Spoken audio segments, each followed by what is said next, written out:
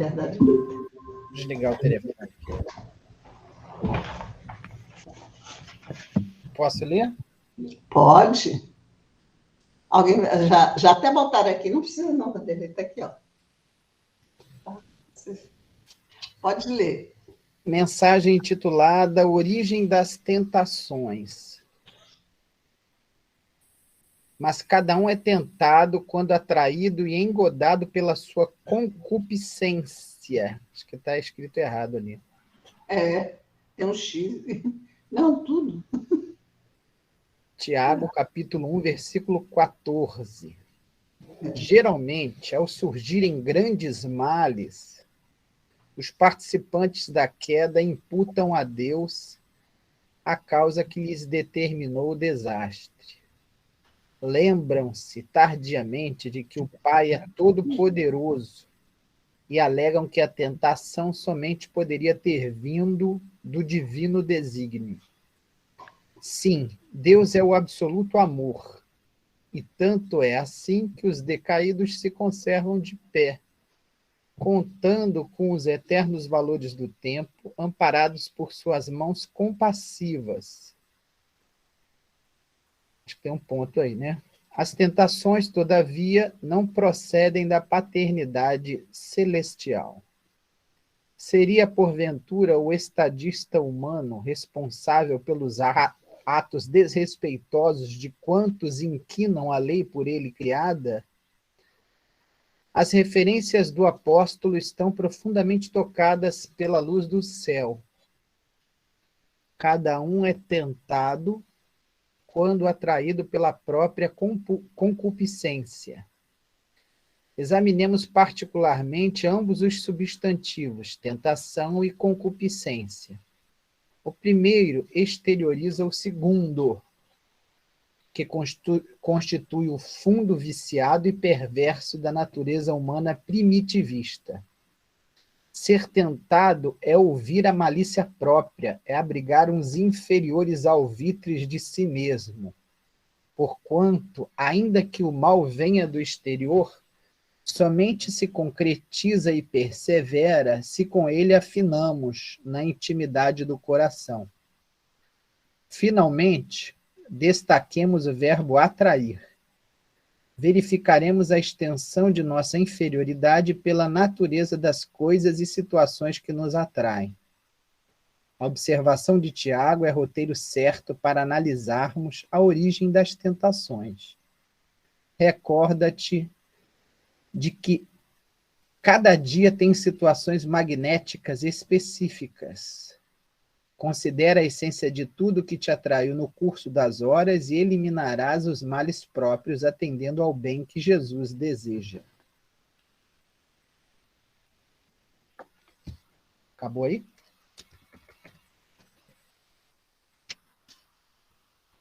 Oi? Comenta agora ou vai fazer a prece primeiro?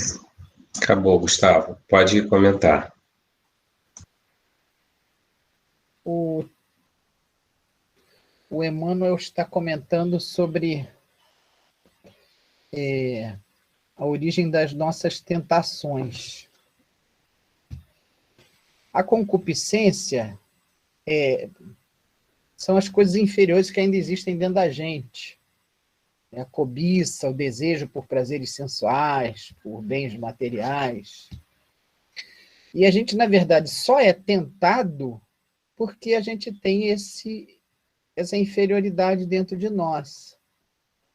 Jesus, por exemplo, não sofre tentações, porque ele não tem mais inferioridades, é um espírito puro. Quando nós não possuirmos mais essas dificuldades interiores, a gente não vai mais passar por tentações. É basicamente isso. Então é bacana a gente descobrir quais são essas dificuldades internas para a gente ir trabalhando elas, né?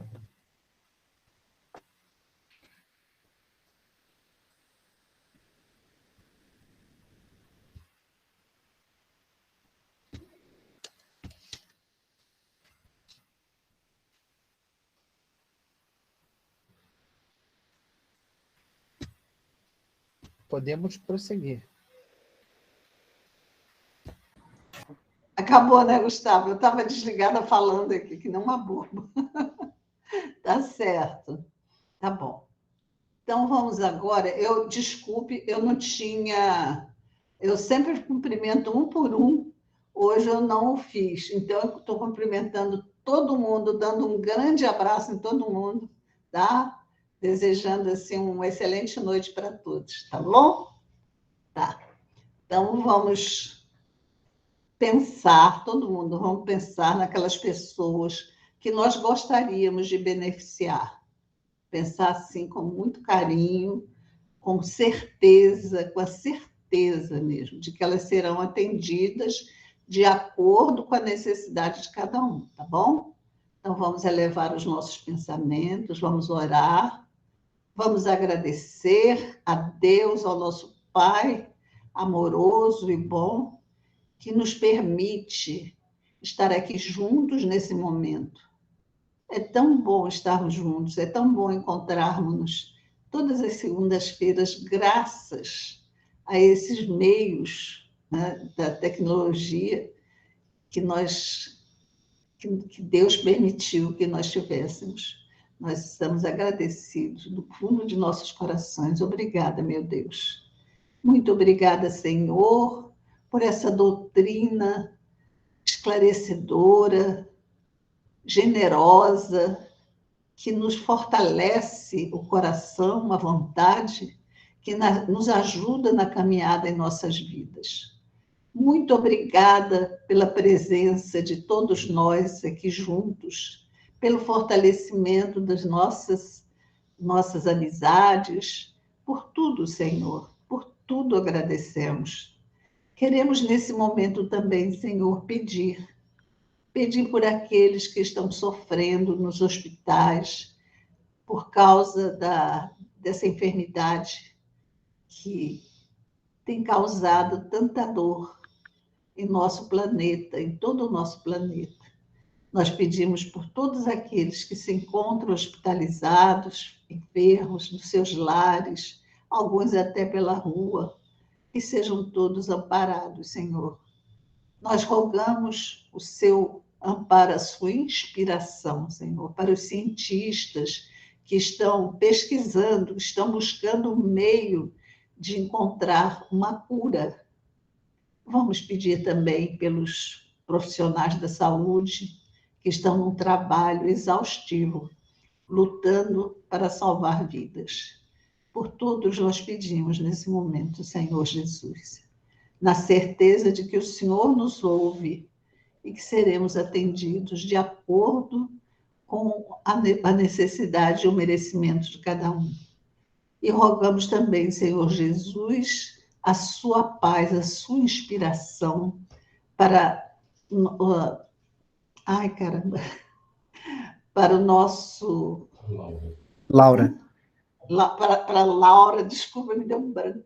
Para a nossa querida Laura, desculpa, Laura. Que Deus te inspire, que Deus esteja com você durante o seu trabalho, a sua tarefa de trazer para nós a mensagem da noite de hoje, os ensinamentos que Deus permitiu que chegasse até nós. Fique conosco, Senhor, ampare-nos a todos, graças a Deus. Tá bom, gente. Laura, com você a palavra, querida. Obrigado, Vera. Não tem importância esquecer meu nome, não, que eu estou Laura. Só estou. Não, eu não sou. Não, eu não esqueci seu nome, eu esqueci que era o orador na hora. Não tem importância, não. Olha, eu quero agradecer ao Jorge. O Jorge vai fazer a apresentação para mim. Eu dei bastante trabalho a ele. Ele fez umas arrumações aqui, que de vez em quando eu escorrego um pouquinho quando faço PowerPoint, né, Jorge? Obrigado, tá? Meu colaborador. Bom, hoje é dia 11 de outubro de 2021. Nós estamos na reunião, na palestra pública da Agremiação Espírita Isabel, que normalmente é realizada às segunda-feira. Nós sentimos muita saudade desse encontro que nós tínhamos, que era um encontro, agora ele é virtual, mas é um encontro muito fraterno, muito amado, que todos nós esperávamos com ansiedade. O tema da nossa noite hoje é melancolia. Essa mensagem, ela está contida no Evangelho segundo o Espiritismo. Pode passar os créditos, Jorge? Isso. Evangelho segundo o Espiritismo, capítulo 5. Nós estamos dando sequência a Bem-aventurados aflitos, esse é o item 25. Eu vou passar os créditos, Jorge vai passar os créditos, os livros que eu pesquisei, a bibliografia, né? Kardec Alain, Evangelho segundo o Espiritismo, tradução de Guilherme Ribeiro, da 3ª edição francesa, revista corrigida e modificada pelo autor em 1866, 107ª edição, publicação da FEB. Kardec Alain, O Livro dos Espíritos, tradução de Guilherme Ribeiro, 57ª edição, também publicação da FEB. Divaldo Pereira Franco, eu tirei essa mensagem do livro Lampadário Espírita, ditado pelo espírito de Joana de Ângeles, 4ª edição, 1982. Tem mais alguma coisa? Muito bem. Então, vamos falar de melancolia. É um tema muito interessante e que pode tocar muita gente que já passou por essa experiência de sentir uma melancolia, né? Pode passar o próximo, Jorge, para eu explicar?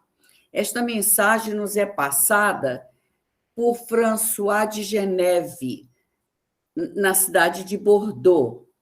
Na realidade, presume-se que François de Geneve seja Francisco de Sales, nascido em 1622. Era doutor da Igreja e padroeiro da boa imprensa, de onde se deduz que também tem uma má imprensa, né? Mas ele é o padroeiro da boa imprensa. E ele era um aristocrata muito humilde, que pertencia à família de Sales. Mas ele abandona o nome nobre dele, o de Sales, e se assina François de Geneve, da cidade de Geneve, né? Em 1665, ele é considerado santo pela Igreja, né? Pelas curas milagrosas que ele realizou. Então, esta é a mensagem que François de Geneve endereça para a gente. Podemos começar com a mensagem. Primeiro, começar com o significado da palavra melancolia, que eu procurei no Oxford Languages. A palavra melancolia vem do grego melancolia.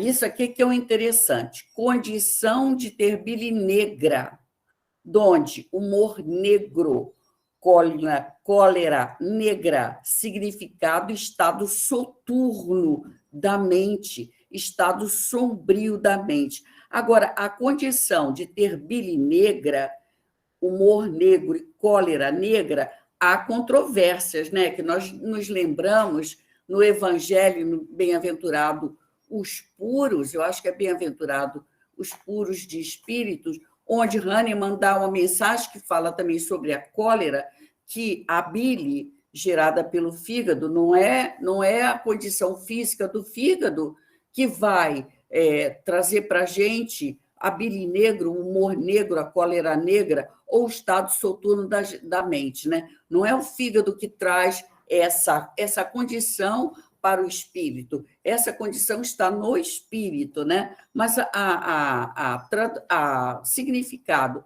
que se conhecia da melancolia era um problema no fígado. Ele é melancólico, ele sofre do fígado, né? Como se a pessoa ficasse amarga, né? Ou sofrida, não sei. Eu acho que quem sofre do fígado deve sentir várias coisas, mas não sei se ele sente melancolia, né? Também a definição de uma síndrome mental que se caracteriza pela sensação de impotência, inutilidade, apatia, tristeza profunda, muitas vezes sem razão aparente. Às vezes nós sabemos, porque nós estamos sentindo essa síndrome mental da melancolia. Eu estou melancólico pela razão X, ou porque eu tive um problema no trabalho. No meu caso, por exemplo, eu fiquei extremamente melancólica quando eu me aposentei, eu senti muita falta do trabalho. Graças a Deus eu conheci o trabalho espírita e me salvei daquela melancolia, mas eu fiquei profundamente melancólica, com uma sensação de impotência, com a sensação de inutilidade, apática, com uma tristeza muito grande mesmo. Precisei até recorrer a médicos para tratar a minha melancolia. Adendo, eu não era espírita, eu não conhecia a doutrina espírita. Aliás, eu não tinha doutrina nenhuma que me amparasse. Daí, talvez, a razão da minha melancolia ter sido tão profunda, né? Seguindo, tem mais algumas definições, Jorge. Mais um. Na psicopatologia, como sendo o quadro se agravando, esse quadro de melancolia pode ir se agravando, a ponto de ser atendido até pela psiquiatria, que vê a melancolia como um estado mórbido, caracterizado por abatimento moral e físico. Aqui já há um agravante mental, um abatimento mental e físico. Esse abatimento mental gerando efeitos, somatizando no corpo, né? E aí se tornando mesmo uma psicopatologia, influenciando o aparelho físico da pessoa, que pode ser manifestado por vários problemas psiquiátricos, desencadeando depressões e desencanto geral. O desencanto geral, a vida perde as suas cores, perde a sua razão de si. Isso é uma doença gravíssima, A criatura, né, entra num estado de apatia extremamente doentio, não se alimenta, não dorme direito, não faz as atividades de vida diária, não cuida de si, da higiene e tudo. Ela vai, é como se fosse uma flor que vai murchando. A melancolia provoca esses sintomas todos. Hoje, pode ficar por aí, Jorge, hoje nós até temos razões bastante sérias para falar da melancolia. Nós estamos passando por uma pandemia. Para nós, a pandemia é uma novidade, não é? Essa pandemia gerou confinamento, gerou a sensação da iminência de morte, que no começo todo mundo achava que muitas pessoas iam morrer, e nós estamos vendo a quantidade de irmãos nossos que desencarnaram, né? Então, aquela sensação de iminência de morte, o confinamento, a impossibilidade de ter contato, de socializar, o que para nós é importantíssimo. A gente estava falando que segunda-feira a gente chegava na agremiação espírita e era uma verdadeira festa espiritual. Às vezes, até essa festa espiritual fazia um certo burburinho, porque a gente quer cumprimentar, falar com todo mundo e dar beijinho em todo mundo. E nós nos ressentimos muito de não poder mais ter essas coisas maravilhosas, que era o encontro fraterno, a socialização, né? A troca de experiência, conversar. Hoje nós estamos confinados dentro de casa. É claro que, com o tempo, cabe a cada um de nós buscar resolver essa situação, trazendo maior conforto. Graças a Deus, nós encontramos. Eu tinha grandes dificuldades com o computador, com essas plataformas, esses encontros de plataforma, e nós fomos aprendendo com aquela situação tão grave, que veio também nos ensinar todas essas possibilidades da gente hoje estar confraternizando pelo computador. Mas não dá para abraçar, não dá para... Mas a gente dá tchau, tchau, né, Sandra? a gente faz assim, a gente dá tchau, tchau para todo mundo, e a gente fala um dedinhozinho só, ou então usa os outros recursos, que nós temos outros recursos, nós temos os nossos grupinhos, nós vamos resolvendo os problemas. É importante que cada um de nós encontre alguma forma para escapar deste confinamento e desta sensação de melancolia, de apatia, de estar proibida, de ir e vir, de circular, de fazer as suas atividades, inclusive as atividades profissionais. Muitos perderam o emprego e tudo aquilo que vocês já sabem. Então, é muito fácil falar da melancolia. Difícil é a gente vigiar e orar para que ela não aconteça e nos cause os distúrbios, né, mentais e físicos, como está sendo descrito aqui nas definições dos dicionários. Agora sim, Jorge, eu gostaria que você botasse o seguinte.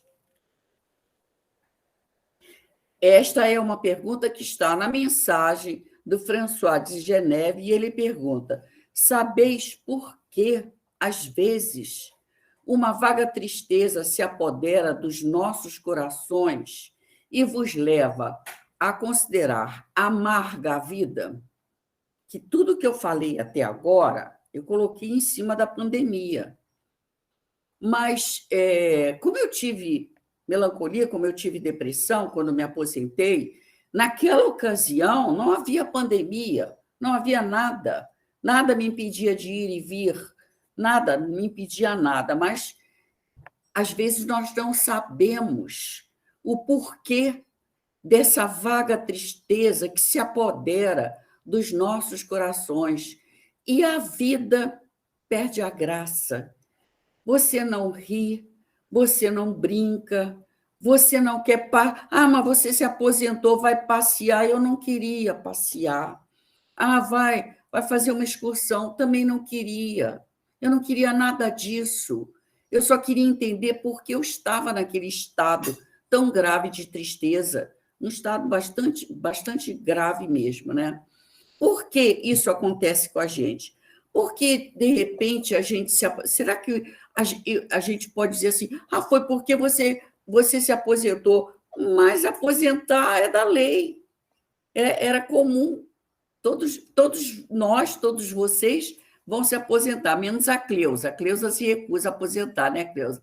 Então, a gente vai um dia ter que parar, né? Porque o organismo físico pede por isso. Mas por quê? Não podemos dizer que é por essa razão ou por aquela razão. Nós não desconhecemos, no caso aqui, desconhecemos. E aquela tristeza vem e se apodera dos nossos corações.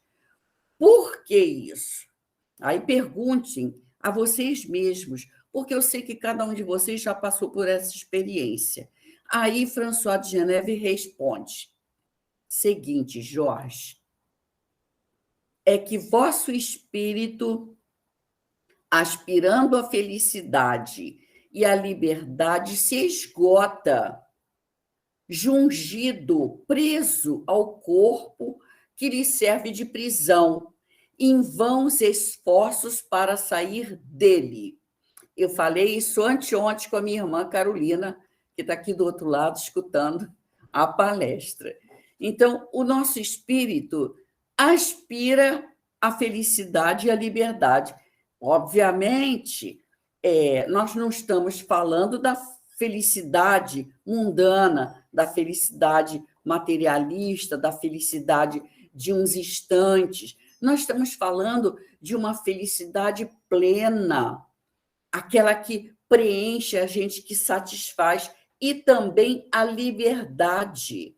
A liberdade. Então, ele está falando aqui que o espírito se esgota porque ele está jungido, ele está preso ao corpo que lhe serve de prisão.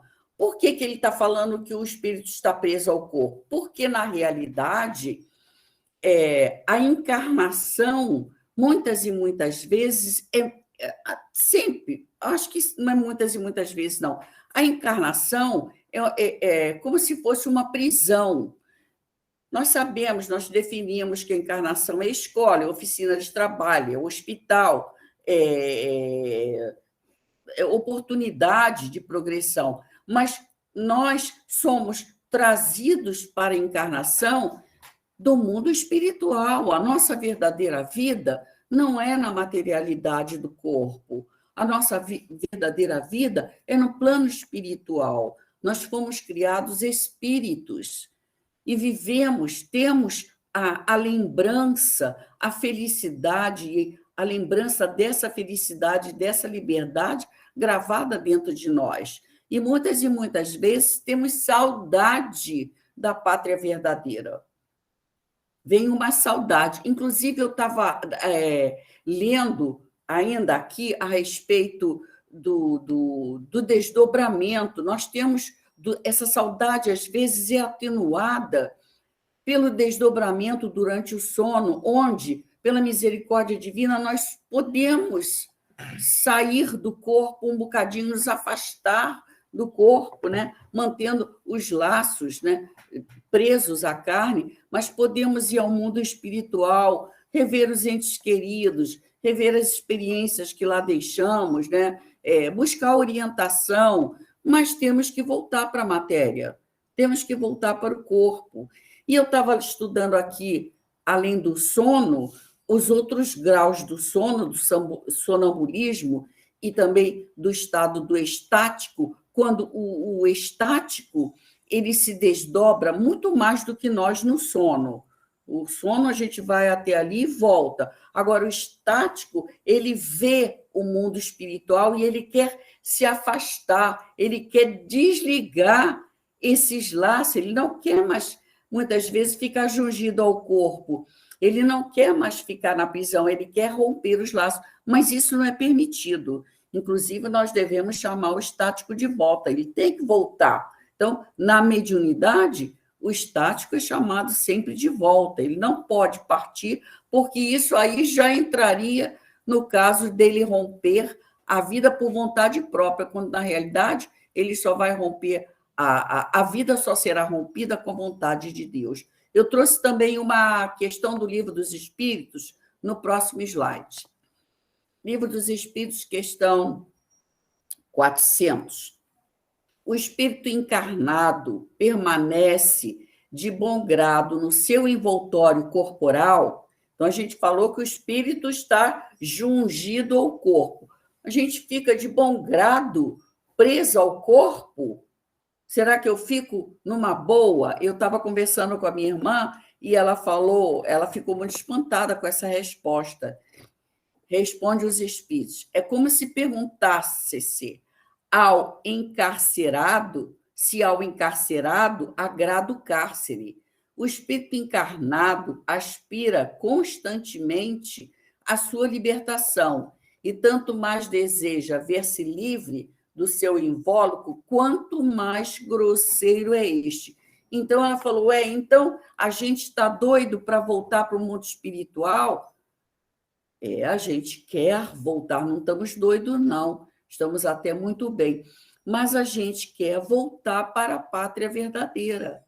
Mas a gente, para voltar para a pátria verdadeira, só podemos voltar ao término desta prisão, ou desta escola, ou desta internação neste hospital, ou deste estágio nesta oficina de trabalho. Só depois de concluir essa tarefa é que nós podemos voltar ao mundo espiritual. Por ora, a gente almeja, a gente quer voltar para aquela liberdade, para aquela libertação, mas não agora. E quanto mais grosseiro é esse invólucro, quanto mais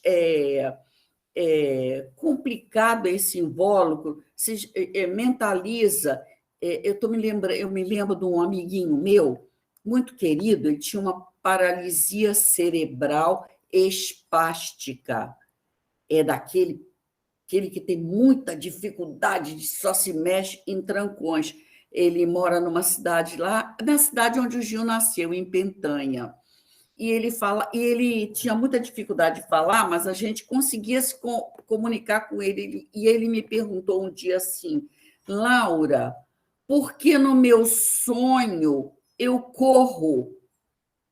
E eu expliquei para ele, quem está com paralisia cerebral é este corpo grosseiro que você hoje está envergando, não o espírito. O espírito tem as pernas, ele pode correr. E ele se ressentia muito deste corpo grosseiro.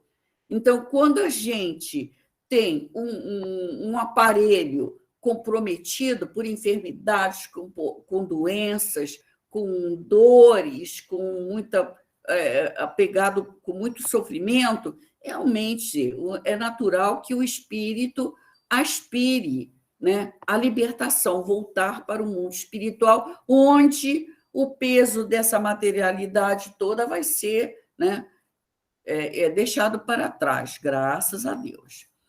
A próxima questão. Mais uma. Reconhecendo inúteis esses esforços, cai em desânimo.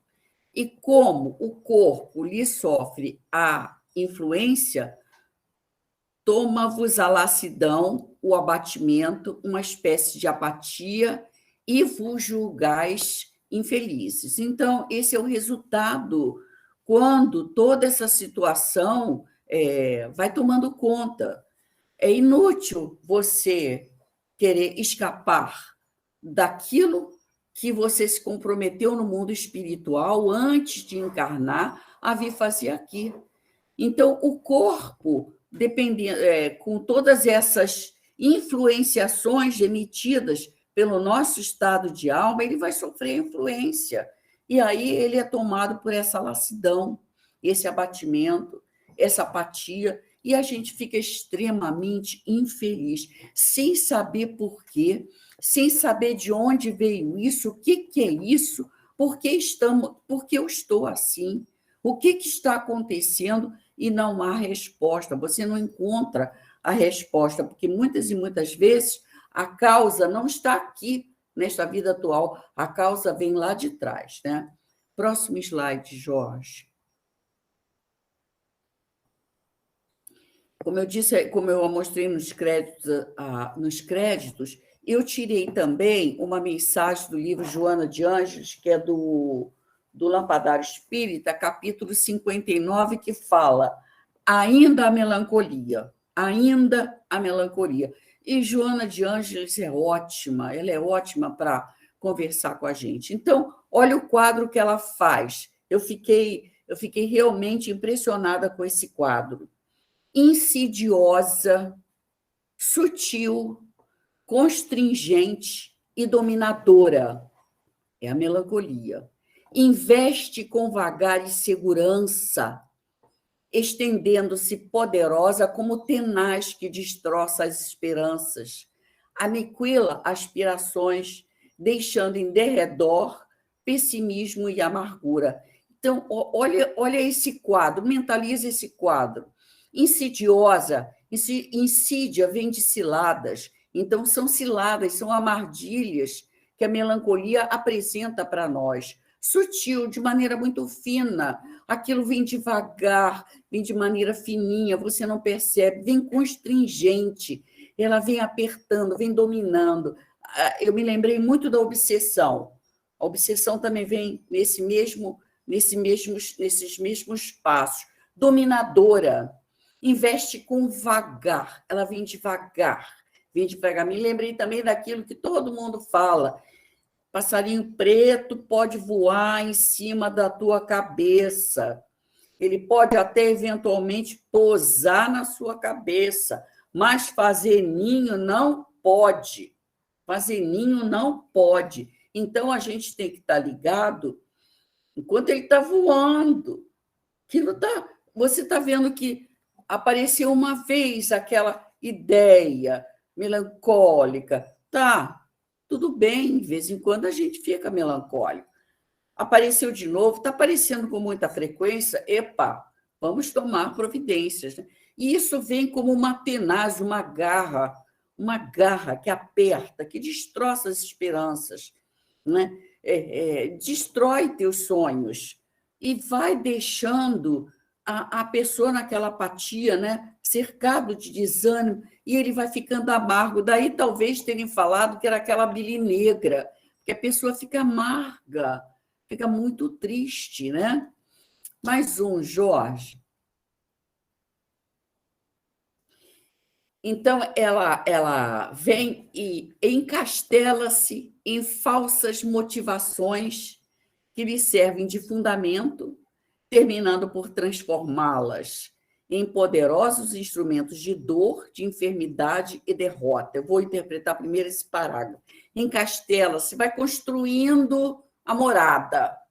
Ela vem construindo paulatinamente uma morada na nossa mente, vem nos perturbando, vem entrando no íntimo daquela criatura, com falsas motivações. Por que você está assim? Eu tô chateada. Eu estou chateada porque a minha família é muito difícil. Eu estou chateada porque o meu chefe é desagradável.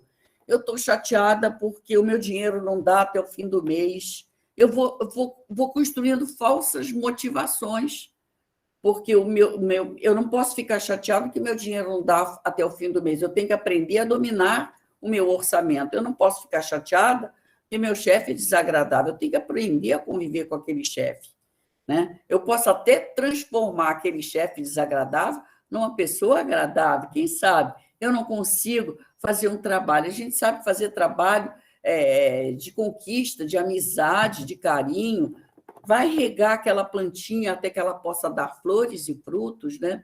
Então, a gente não pode construir falsas motivações. Se esses ataques da melancolia estão se tornando muito frequentes, é preciso que a gente ligue o nosso despertador. Tem que ligar o despertador. Esta dor está vindo com muita frequência para despertar em mim mais atenção, né? E não eu permitir que isso seja um instrumento de dor para mim, de enfermidade, de derrota. Diz ainda o nosso amigo François, sustenta-se na autopiedade injustificável e se compraz em espalhar o ácido corrosivo do desânimo. Então, autopiedade injustificável. Eu estou mal. Eu estou muito mal, sabe? Eu precisava que alguém resolvesse os meus problemas. Eu precisava que aparecesse uma solução para o meu problema, né? E vai espalhando, porque vai espalhando um ácido corrosivo, né? A vida é muito ruim, é muito, muito difícil, é tudo muito. A vida é muito dura, é muito difícil. As pessoas falam, a vida é muito difícil. Então, eu coloquei aqui espírito, pensante, alma. O desânimo, ânimo lembra a gente ânima, que é a alma.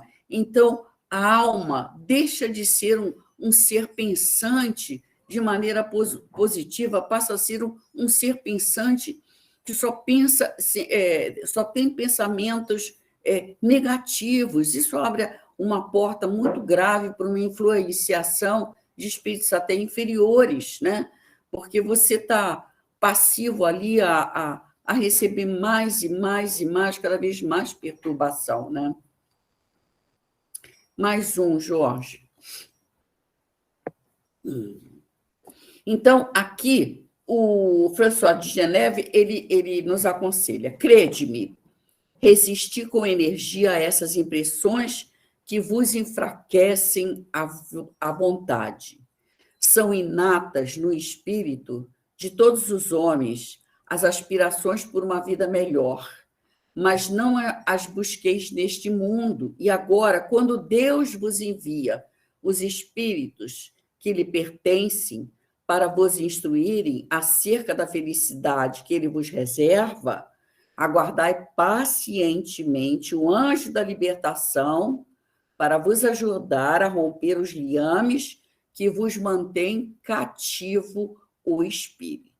Então, ele está dando aqui já uma profilaxia, já um tratamento, crede-me, resistir com energia a essas impressões que vos enfraquecem a vontade, porque enfraquece até a vontade de viver. Enfraquece de modo muito grave, deixando a pessoa extremamente sujeita as doenças, as neuroses, todas as psicopatologias que acompanham o ser humano hoje, que nós vemos com tanta frequência. E ele ainda esclarece mais aqui, são inatas, nós já nascemos com essas aspirações por uma vida melhor, nós queremos uma vida melhor, por isso nós já estamos buscando, né, fazer um trabalho para que a gente possa estar pronto para ir para o mundo de regeneração. Já está na hora, a gente já almeja por uma vida melhor, a gente já tá se exaurindo, estamos cansados de tanta dor e sofrimento, né? A gente quer uma vida melhor, mas não vamos buscar neste mundo, não. A vida melhor neste mundo, o pessoal fala uma vida melhor. Uma vida melhor dentro do quadro que nós estamos vivendo. É uma situação material, é uma situação física. Nós estamos falando de uma vida melhor, a vida com menos comprometimento com a materialidade. Esta é a vida melhor que nós estamos procurando, que a gente possa se desvincular da matéria, né, e viver a vida verdadeira. Ainda falta bastante, mas a gente já sonha com isso, né? Santo Agostinho até fala, lá há muitas moradas na casa do meu pai, quando ele fala à noite, na hora do repouso, olha o firmamento e veja nós estudamos tanto a gênese planetária, nós estudamos tanto, vamos olhar os planetas, os orbes, as estrelas, as constelações e ver se um mundo de regeneração nos abre a porta. Mas para a gente entrar no mundo de regeneração, a gente tem que estar com a nossa entrada carimbada. Então, é preciso que a gente cumpra a nossa parte, que por hora é ficar aqui jungido ao corpo e às tarefas que nos dizem respeito, né? E ele vem dando aqui um alento. E agora, quando Deus vos envia os espíritos que lhe pertencem, são os espíritos do Senhor, são os espíritos de Escol, como François de Geneve, como tantos outros que assinam lá depois do Prolegômenos, esses espíritos de Escol, espíritos que pertencem ao Senhor, né? Que fala lá no prefácio, né? Os anjos do Senhor, eles vêm trazendo essas mensagens todas, bem-aventurados os aflitos, bem-aventurados os que sofrem, bem-aventurados os puros de coração, né? Ele vem nos passando essas mensagens que vai nos instruir sobre a felicidade que ele nos reserva. Nós vamos alcançar essa felicidade, sim, vamos alcançar essa felicidade, mas aguarde pacientemente o anjo da libertação para vos ajudar a romper os liames que vos mantém cativo o espírito. Então, nós temos que aguardar o nosso momento, o momento em que nós estaremos prontos para romper com esses laços que nos mantêm atados a este corpo, a esta situação que estamos vivenciando aqui. É preciso que a gente saiba conviver com isso. Não vai nos faltar consolação. Eles nos instruem para que nós possamos passar por esse pedacinho, porque, na realidade, é um pedacinho. Não é nós não vamos ficar aqui com essa pena não é eterna. Essa pena é uma pena passageira, essa pena nos conduz ao progresso moral, ao progresso espiritual. Então, nós temos que cumprir a nossa parte, fazer a nossa parte. E, no momento certo, nós seremos guiados pelo anjo da libertação. E aí nós vamos poder, né, alçar voo, como fala na questão 400, né, a gente vai sair da gaiola e vamos voar para planos mais altos, vamos alçar planos mais altos. Pode pôr mais uma, Jorge? Então, a melancolia é de procedência remota, liga-se etiologicamente, ou seja, tem raízes aos abusos do pretérito culposo, que se manifesta como tristeza indefinida, disfarçando o remorso que a carne abafa nos centros da memória perispiritual.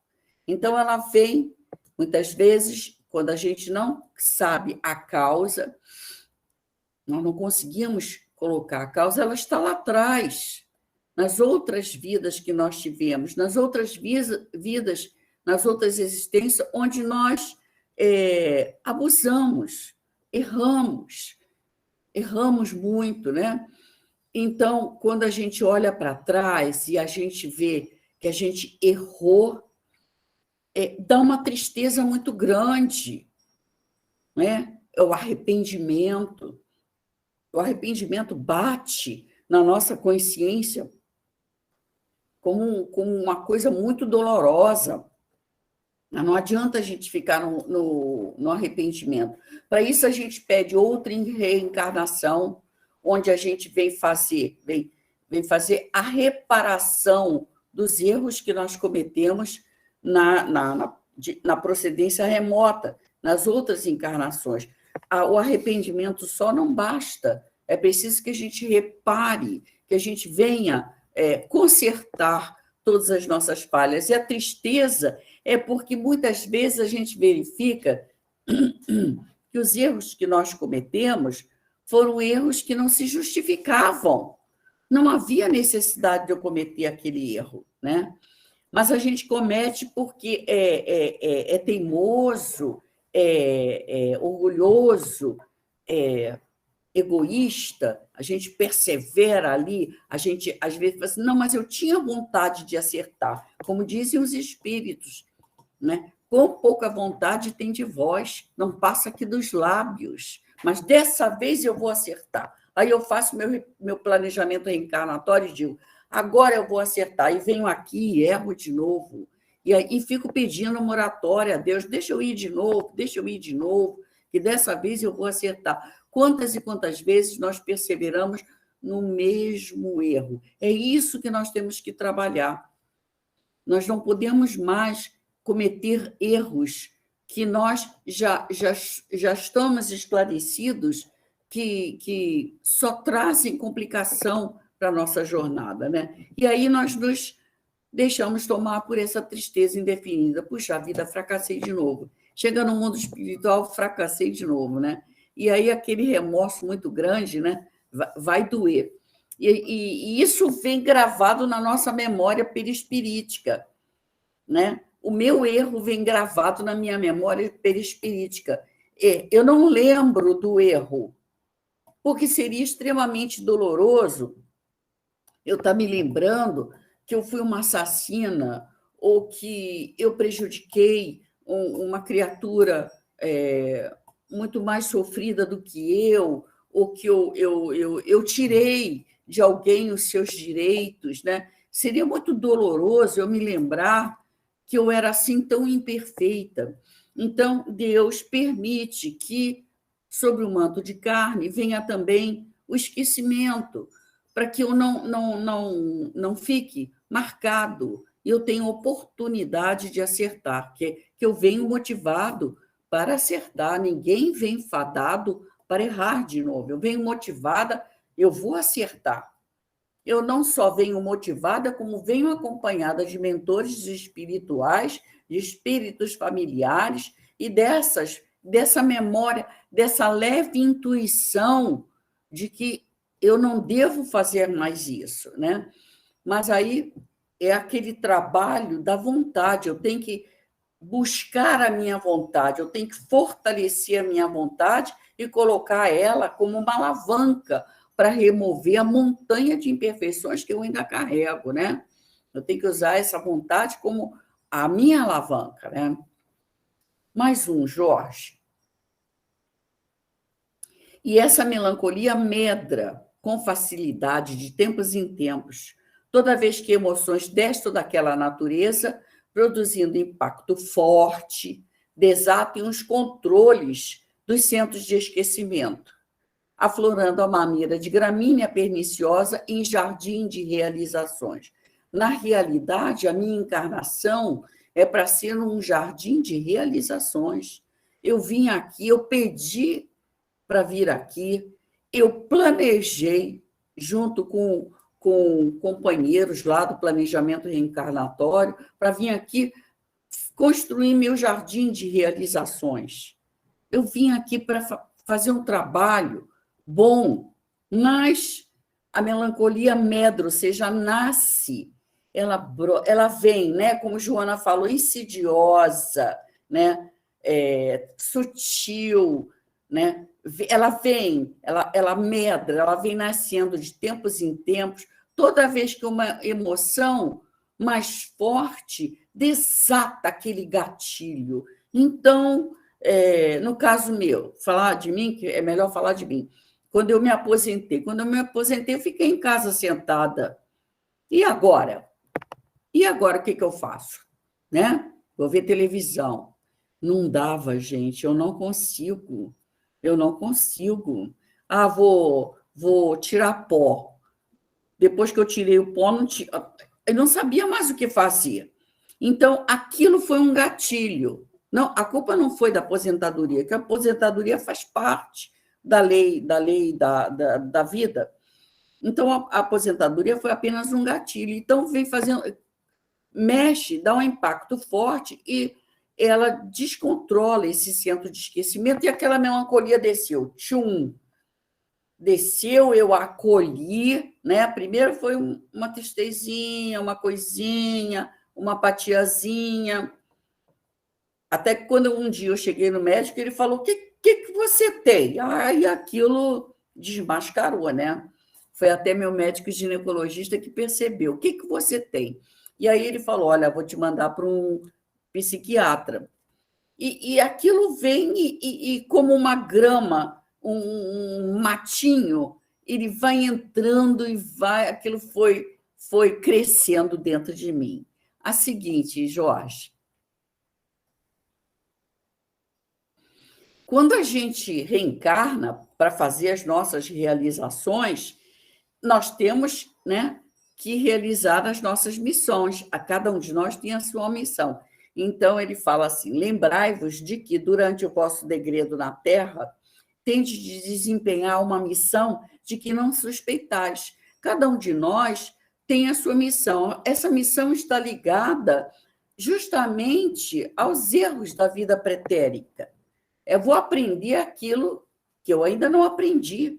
Eu vou realizar aquilo que eu não realizei ou realizei mal. Então, essas missões são em relação à família, em relação ao trabalho, a outras obrigações, às vezes não é na família, é com o vizinho, é com o estranho, é com as crianças do Boa Nova, é com a visita a Curupaiti.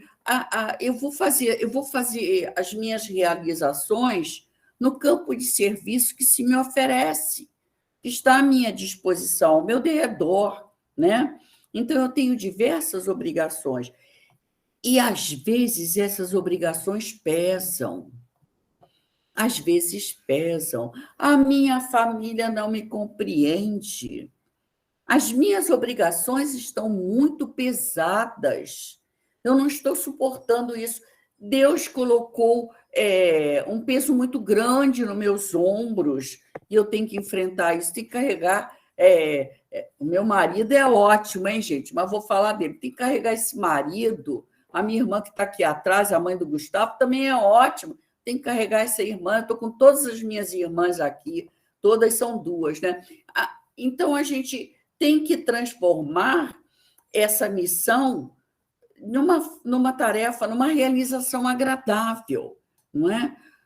Se ela não é... Você tem que sair dessa encarnação fazendo com que não basta tolerar essas missões, eu tenho que amar essas missões, porque essas missões vão me levar à libertação. Essas missões, muitas vezes, vão fazer com que eu salde débitos do passado. E se eu saldar um débito do passado, eu vou ficar aliviada, eu vou me sentir mais leve, vou poder caminhar com mais facilidade. Certo? Mais um, Jorge. Nós não podemos nos exonerar dos nossos encargos. Olha, eu posso pedir demissão dos meus trabalhos e mudar de trabalho, Mas eu não posso pedir demissão desses encargos, eu não posso mudar de família, eu não posso mudar de pai, de mãe, de filho, de familiares, eu não posso mudar muita coisa.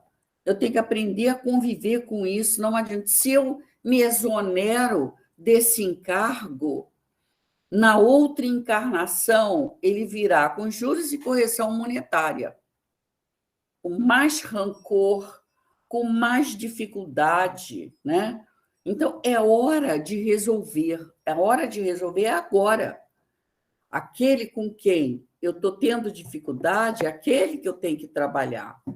Porque nós sabemos fazer conquistas, nós conquistamos tantas coisas, nós sabemos trabalhar uma conquista, nós sabemos ser sociáveis, ser agradáveis com estranhos. Por que não podemos fazer esse com aquele com o qual nós temos dificuldade? Eu não posso conquistar aquela pessoa, é claro que eu posso conquistar aquela pessoa.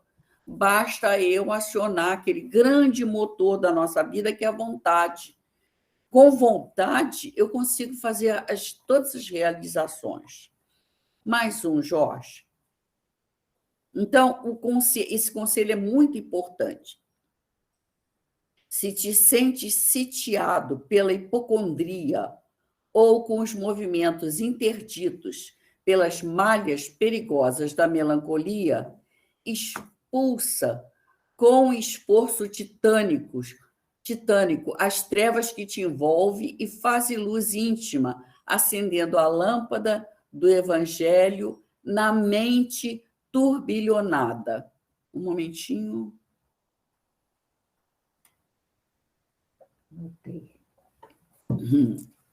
Então, às vezes a gente está vendo, se você está sitiado, você está passando por isso?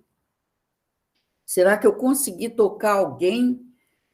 Às vezes a gente percebe, puxa, eu não estou bem. Hipocondríaca é quando a pessoa tem aquela fixação naquela doença, ela tem uma fixação, ele fica realmente com uma doença, ele fica doente. E seus movimentos estão interditos pela malha perigosa da melancolia, você está presa, começa a fazer um trabalho. Agora, não é um trabalhinho, não. Como diz os espíritos, não é vontade que não passa dos lábios aqui, quero, mas nada fazem para conseguir o que querem, né? É esforço titânico, é trabalho duro, trabalho árduo, né? Então, expulsa essas trevas, porque nós temos uma doutrina que nos apoia. Então, para nós, o trabalho já está meio caminho andado, é só relembrar quando esses momentos batem na nossa porta, nós já temos todo o instrumental, mas outras pessoas não têm. Por isso que é importante que, às vezes, a gente passe a nossa experiência para os outros, né? Expulsar essas trevas é preciso. Eu não posso andar em trevas. Eu tenho que andar com as luzes para que eu possa caminhar com firmeza. Faz luz íntima dentro de você e acende uma lâmpada na mente turbilhonada, porque a mente da criatura melancólica, apática, né, que está sofrendo essa tristeza, essa coisa terrível, que ela vai se comprometendo, vai se desenvolvendo e vai alcançando outros estados, né? Vai a ponto de somatizar no corpo físico. É preciso que a gente coloque a mente novamente. Nós temos que comandar a nossa mente. Não podemos deixar que a hipocondria ou até os sintomas físicos tomem conta de nós, né? Nós temos que racionalizar e tomar conta dessa situação. Mais um. Jorge, mais um, por favor. Então, olha aqui uma pista muito importante. Com o maior respeito pelas doutrinas modernas da psicologia, nos seus diversos ramos, desejamos recordar que há 2000 anos, entretanto, brilha já a luz do conhecimento evangélico, verdadeiro tratado de higiene mental e de ciência psicossomática libertadora. Olha quanta coisa importante. Com o maior respeito, às doutrinas modernas de psicologia, porque muitas e muitas vezes esse estado de apatia, de desânimo geral, que a melancolia joga o espírito, nós somos obrigados a recorrer ao médico da terra, porque já vai somatizando, já vai se tornando uma doença de hipocondria. Nós já sabemos que a melancolia progride, ela caminha, ela vai medrando, como disse Joana de Ângeles, insidiosamente. Então, daí vem a melancolia, a depressão, a síndrome de pânico, o toque e todas as outras psicopatologias que nós vemos hoje. E aí é válido, sim, com o maior respeito, que a gente recorra à psicologia ou à psiquiatria ou ao terapeuta. E aí a gente vai, foi meu caso, estou falando por mim, então a gente vai ao psicólogo, fui levado ao psicólogo, fui levado ao psiquiatra. E aí o psiquiatra me deu um remedinho. Mas o remedinho não funcionou para mim. Ele não funcionou. Eu tomei alguns dias, me senti muito mal, cortei o remedinho, disse não podia, tinha que tirar aos poucos. Ah, doutor, já tirei ontem, aos poucos nada. E comecei a lutar com a minha mente para ver o que eu podia fazer, né? Agora, muitas e muitas pessoas ficam presas nesse remedinho. E esse remedinho só faz com que aquele status quo do desânimo ou que dê uma maquiada. Vou tomar um remédio que levante meu ânimo. O ânimo é minha alma, é meu ser, é o ser pensante. Quem levanta o espírito, levanta o corpo, não é o contrário, não é o remedinho que vai levantar o espírito. O remedinho pode levantar, pode servir como uma muletinha provisória durante algum tempo, mas corremos o risco de entrar nas viciações, né? Usando esses remédios de maneira progressiva, e daí aparece o vício lícito. O vício lícito. Não, eu tenho que tomar esse remedinho, e as pessoas ficam condicionadas com isso, porque, na realidade, nós visitamos o psicólogo e o terapeuta e conversamos com ele, e nem sempre queremos fazer aquilo que ele nos aconselha, porque aquilo é o difícil. Aquilo é o difícil. E aí a gente quer fugir da mudança, da reforma íntima. A gente quer fugir da reforma íntima. E aí fica com remedinho, né? Isso é uma coisa muito perigosa para todos nós, né? E, então, às vezes a psicologia não ajuda. Você tem que usar a psicologia de maneira que ela seja uma alavanca para você também. No caso, no começo, que você está doente, estou necessitada há algum tempo, até que seu ser pensante volte a atuar e você domine essa situação, pegue pelas rédeas essa melancolia e você trabalhe ela, né? E, olha aqui, desejamos recordar que há 2000 anos, entretanto, brilha já a luz do conhecimento evangélico, um tratado de higiene mental e de ciência psicossomática libertadora. Foi o que aconteceu. A conclusão é essa. Através da doutrina espírita, aí eu fui apresentada uma doutrina. A primeira doutrina que eu conheci na minha vida é a doutrina espírita. Eu fui levada à casa espírita e lá, até hoje, eu não parei, não fiquei mais nenhuma vez melancólica, tá, gente? O pessoal é testemunha que de melancolia eu não tenho nada. E começa a fazer esse tratado de higiene mental através da doutrina espírita. E tem uns postulados aqui que a Joana de Ângeles traz para a gente. Jorge, eu sou a porta, tomai a vossa cruz e vinde. Quando Jesus fala, eu sou a porta, tomai a vossa cruz, pega a sua cruz, pega a sua melancolia, a sua depressão, pega a sua doença do pânico, toma a sua cruz e vem até Jesus. Se a cruz está pesada, usa ela como suporte, se apoia nela, como se ela fosse a sua muletinha salvadora. Eu sou a porta. Aí ele vem falando aqui, A vereda é estreita. Sim, a vereda é estreita, a passagem também é estreita. Tem de bom ânimo. Você vai entrar por uma vereda estreita, mas quando você manifesta, quando você cai em si, lembra, gente, do filho pródigo, que quando ele cai em si e ele diz: vou voltar para a casa do meu pai. E aí, quando ele está no meio do caminho, o pai que o vê de longe já vem buscando, puxando por ele. Então, tem de bom ânimo, porque ela é estreita, mas você não está sozinho nesse caminho. Jesus nos diz: bem-aventurados que sofrem, bem-aventurados que sofrem, eles vão ser consolados. E nos momentos de fraqueza, a gente se lembra: o que perdi, porém, a meu Pai, orando através da prece sincera, daquela prece sentida, daquela prece que vem do coração e não daquela prece de aparência exterior, que diz: ó Senhor, eu estou aqui, olha para mim. Não é essa prece, é da prece de coração, aquela prece sentida. Nós vamos ser amparados e vamos ser ajudados. Mais um, Jorge. Buscar e achareis, busca o caminho.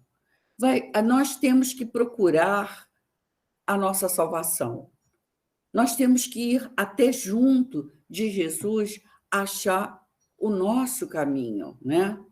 Tem mais umzinho só. Volta-te, portanto. Esse é o conselho de Joana de Ângeles. Esse conselho é maravilhoso. Volta-te, portanto, para a caridade. Mergulha no rio do auxílio fraterno, a própria angústia, e descobrirás, surpreso, que a alegria do bem que faças é bem que te dará alegria, nimbando por fim de indefinível paz. Então, volta-te para a caridade. Às vezes aquela dor está ali conosco,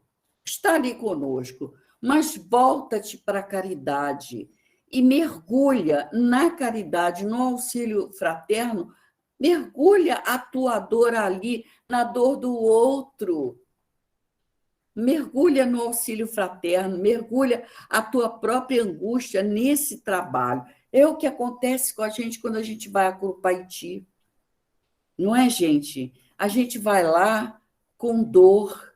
Ah, eu sofro tanto, eu sofro tanto. Quando chega lá, que se depara com aquele quadro de alegria, com aquela recepção fraterna que aqueles amigos nos recebem, né?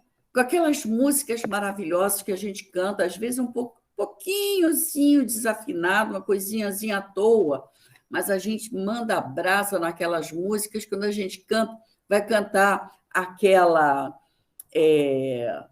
Legenda Sublime, Alma Querida na Terra, se alguma doença te alcança, né? A gente vai vendo aquelas músicas, e aquelas músicas vão mergulhando a nossa angústia e trazendo luz para que elas vão se evanecendo, aquilo vai se derretendo. E você sai de lá, de Curupaiti, se sentindo maravilhosamente bem. Eu me lembro de uma das vezes em que nós fomos, que a comidinha chegou, sabe? A comidinha chegou. E a quentinha ficou ali, né, no móvelzinho. E o amiguinho que estava lá, que nós estávamos no quarto, ele não enxergava, ele era cego, ele estava cego, ele já tinha perdido os olhos, ele passou grande temporada vendado, mas depois ele não houve como salvar os olhos dele, então ele estava cego. Então ele tateou assim, buscando a marmitinha. Eu perguntei: você quer que eu te dê? Ele falou: quero. Rapaz, eu não esperava por aquilo, eu quero. Aí eu abri a marmitinha, peguei a colher, ele abriu uma boca enorme. Aí eu enfiava a colher, ele mal engolia, eu ainda estava catando, enchendo a outra colher, ele já estava com a boca aberta, eu corria para encher a boca. E foi uma experiência. Eu nunca dei de comer a um adulto assim, consciente. Eu tinha dado de comer para minha mãezinha, mas a minha mãezinha era velhinha, coisa e tal, era uma coisinha diferente. Esse homem, apesar da hanseníase, ele estava cheio de energia. Ele estava cheio de energia, gente. Então, você mergulha a sua angústia nesse caldeirão todo e você vai ver, vai sair de lá dizendo assim: obrigado, Senhor. Obrigado por tudo que eu tenho, né? Então, a caridade, o trabalho no bem, o trabalho nas visitas fraternas, o trabalho no Boa Nova, o trabalho com os nossos companheiros, né? De estar ali socializando, estar buscando amar os nossos companheiros. Ah, mas ele é difícil. Ama ele assim mesmo. Porque não, sem o amor, você não vai poder fazer as suas realizações. E quando você perceber, quando você se der conta, a tua melancolia, a tua tristeza, a tua dor estarão ali, mas terão o seu valor reduzido às devidas proporções. É uma dor com a qual eu tenho que trabalhar, com a qual eu tenho que aprender a conviver e com a qual eu vou progredir. Foi isso que eu consegui amarrar tudo para trazer para vocês. Muito obrigada. Se ficou dúvida, a gente lembra que os créditos, né, o Evangelho, o Lampadário Espírita, são excelente fonte de informações. Muito obrigado. Fiquem em paz. Boa noite. Boa noite, Laura. Obrigada. Então, nós vamos agora nos preparar para a prece final.